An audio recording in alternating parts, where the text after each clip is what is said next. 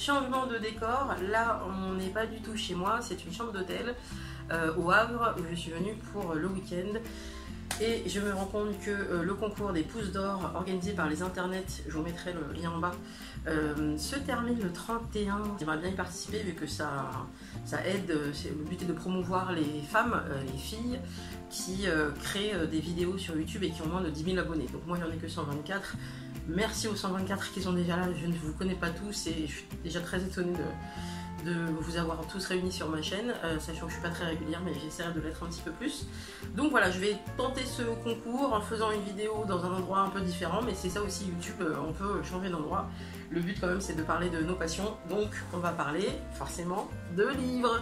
Il y a aussi bien sûr ce hors-série que je vous conseille, qui est Les Inrocks, mais c'est surtout l'équipe de Chic Magazine, qui est un magazine en ligne également, et voilà, ils font des articles très très intéressants. Donc voilà, Génération Féministe, si vous ne reconnaissez pas, si vous êtes intrigué par le sujet, n'hésitez pas à aller l'acheter. On parle tout de suite des livres, donc je vais commencer par les achats que j'ai faits. Alors, évidemment je les ai tous achetés, c'est pas des cadeaux, mais les achats que j'ai fait ici au Havre, parce que quand même il y a une librairie qui est géniale, qui s'appelle La Vergne, je crois que c'est ça, je vous remettrai le lien, qui est immense, qui est plus ou moins aussi grande que la librairie Mola à Bordeaux, si vous connaissez. Elle est, enfin quand vous rentrez dedans, moi ça va, j'ai réussi à rester qu'un quart d'heure, mais donc j'ai pris ce livre là. Bon bah comme son nom l'indique, c'est parce que le sujet me parle, hein.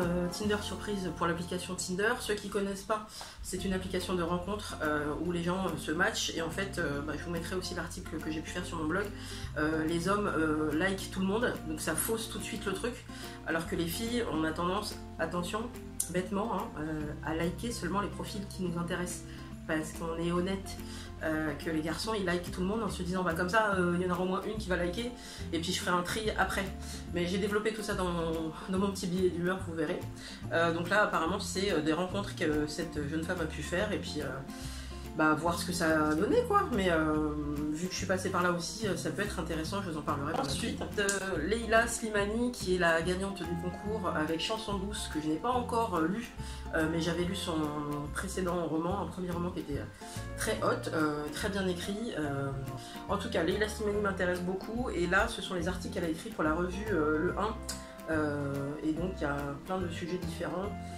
Donc forcément, ça m'intéresse de voir un peu plus ce que cette jeune femme écrit. Ce sujet m'intéresse parce que je pense que nous avons des points communs avec cet auteur. Ensuite, là, ce sont les lectures. J'ai emporté tout ça en Corse avec moi. Alors c'est le hasard complet. Vraiment, j'ai pas fait exprès. J'ai pris 4 livres que j'avais envie de lire absolument en vacances cette semaine-là. Et point commun, eh bien, ce sont que des femmes, que des auteurs femmes. Donc, moi, je suis ravie d'avoir creusé ce sujet-là de l'écriture au féminin. Alors je vais commencer par celui-là, donc forcément la couverture, vu que c'est un manga, c'est de l'autre côté. Vous ferez attention, mais c'est indiqué, hein. La dernière page, c'est en fait la première page, enfin, ça se lit pas dans le même sens. Donc Chronique new-yorkaise de Akino Kondo. C'est très très très mignon. C'est une jeune femme artiste et mangaka japonaise qui s'est installée à New York et qui raconte ce que c'est que la vie d'expatrié et son rapport à la ville, son rapport à la culture new-yorkaise et à la langue. On ne se rend pas compte à quel point la langue c'est très important lorsqu'on arrive dans un pays, réussir à la maîtriser, réussir à comprendre ses codes, les expressions, l'humour. J'imagine pas deux peuples aussi différents que les Japonais et les New-Yorkais, j'allais dire, parce que c'est encore c'est une autre précision. Je pense que les New-Yorkais ne sont pas, comment dire, représentatifs de l'Amérique en général. Le New-Yorkais n'a rien à voir avec le Texan par exemple. Donc enfin, c'est très très intéressant. Ça se lit très très vite, il y a de très belles images évidemment, vu que c'est une artiste qui est mangaka mais qui fait énormément d'autres choses. Voilà, donc ça m'intéresse de creuser un peu le sujet concernant cette jeune femme, vu qu'elle fait également des dessins animés, elle fait plein d'autres choses. Chronique new-yorkaise, je vous le recommande, au Lézard Noir. Le gros morceau, Anna Gavalda, donc c'est un auteur que j'aime beaucoup, qui est très connu. Moi je l'avais découverte avec son recueil de nouvelles, le premier, je crois que c'est la première chose qu'elle a édité, c'était Je voudrais que quelqu'un m'attende quelque part. Et depuis elle n'avait fait que des romans pour enfants et pour adultes, et en fait j'attendais que ça, qu'elle se remette aux nouvelles. J'adore ce style là, et elle mettait beaucoup de temps, je sais pas trop pourquoi, et là elle s'est remise, et c'est génial, et même je dirais que c'est meilleur que ses précédents romans où parfois j'ai pu être déçue par certains personnages qui n'étaient pas du tout attachants, alors que c'est sa marque de fabrique de rendre les personnages attachants.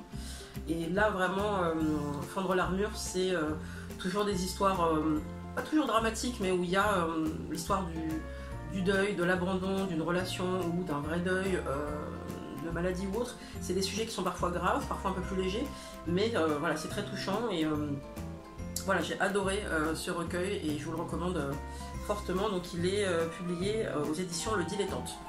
On enchaîne avec cette merveilleuse couverture de Margot Motin que vous reconnaissez, et c'est Marion Michaud qui avait écrit Les crevettes ont le cœur dans la tête, dont je vous avais parlé dans une précédente vidéo, et j'avais beaucoup aimé parce que c'était des histoires de loose, hein, de trentenaires qui ont du mal à rencontrer l'amour, et voilà, ça fonctionne pas très bien, des histoires que je vis au quotidien bien sûr, mais moi ça me touche, elle est très drôle, c'est pas forcément que du langage parler, il y a une vraie envie de parler de cette génération-là, et de nos envies, de nos doutes. Et là, elle a décidé de ne pas faire un autre roman, c'est plutôt des conseils. Je vais vous relire le titre comme ça. Si le verre est à moitié vide, ajoutez de la vodka, ça donne le ton. C'est vraiment ça, c'est le côté amour, sexe, rencontre, amitié, tous ces pans de votre vie, comment ça se passe et qu'est-ce qu'elle peut donner comme conseil par rapport à son vécu, où elle met donc son vécu, mais aussi le vécu de ses amis. Donc on a l'impression de retrouver un espèce de fil rouge par rapport au précédent.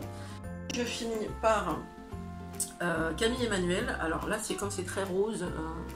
Voilà.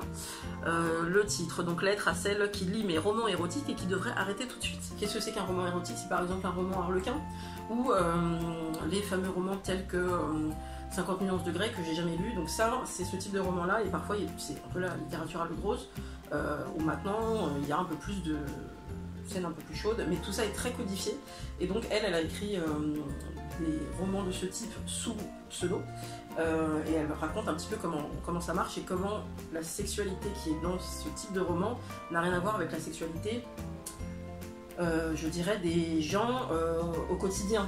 C'est-à-dire qu'il n'y a pas forcément des choses, je ne vais pas rentrer dans les détails, mais c'est très lissé, voilà, forcément il faut qu'il y ait telle et telle position et pas telle et telle autre, parce que sinon on peut choquer la lectrice. Je ne vois pas pourquoi une femme aujourd'hui serait choquée par des descriptions juste qu'on voit à la télé ou dans les films, ou enfin au cinéma. Je pense que la pornographie est un peu partout, donc c'est assez bizarre que les éditeurs de romans érotiques restent cantonnés à ça, ça ou ça, mais voilà, il faut croire que ça se vend un peu mieux. Donc elle explique justement toute cette mécanique économique, et surtout c'est une femme qui avait écrit Sex Powerment, que j'avais beaucoup aimé, vraiment sur le côté sexualité, féminisme, empowerment, c'était très intéressant. Donc là je ne l'ai pas encore fini, mais ça se lit vite, c'est très cool. Voilà, donc que des auteurs femmes. Pour l'instant que du bon, donc voilà, c'était juste un petit point ensemble. J'ai réussi à calmer un petit peu ma frénésie d'achat parce que j'ai plein de choses à lire, là ça déborde de partout, donc je suis contente d'avoir pris la décision de ne pas acheter de livres à l'aéroport. Ça c'est un grand classique, je me suis dit non, j'en ai plein, j'ai ma pile, je prends ce que j'ai envie de lire, et là j'ai fait ces belles découvertes, donc je suis très contente. Voilà, donc souhaitez-moi bonne chance pour ce concours. Franchement, j'ai pas beaucoup de chances de gagner parce qu'il y a des filles extrêmement talentueuses qui vont tenter leur chance, mais voilà, pourquoi pas. Et puis peut-être que je serai aidée, si elle a le temps, par Linda, vu qu'il faut que ce soit des femmes qui réalisent ces vidéos pour que c'est fait partie du règlement des internets. Hein. S'il y a des hommes dans l'équipe, ça peut pas marcher. Et le but, c'est que toutes les femmes se mettent à la vidéo, que ce soit là ce que je suis en train de faire, ou ce qui me plaît moins, le montage, l'incrustation d'images. Donc peut-être qu'elle aura le temps de m'aider, et bien sûr je vous mettrai son nom en barre d'infos, parce que forcément. Je vous fais des bisous, je vous invite à venir au Havre pour les 500 ans du Havre. Il y a vraiment plein d'installations, de parcours culturels, c'est passionnant. Il y a l'exposition Pierre et Gilles qui est top, n'hésitez pas à passer au Havre, c'est jusqu'en octobre le parcours culturel, un été au Havre. Je vous dis à bientôt, et bel été à tous.